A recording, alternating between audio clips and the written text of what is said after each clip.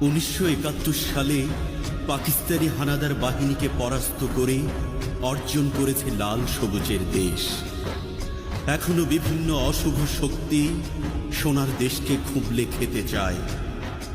শোষণে বঞ্চনা আমাদের ক্লান্ত করে বটে, তবু আমরা উজ্জীবিত হই, প্রাণপণে আঁকড়ে থাকি 14 পুরুষের ভিটে।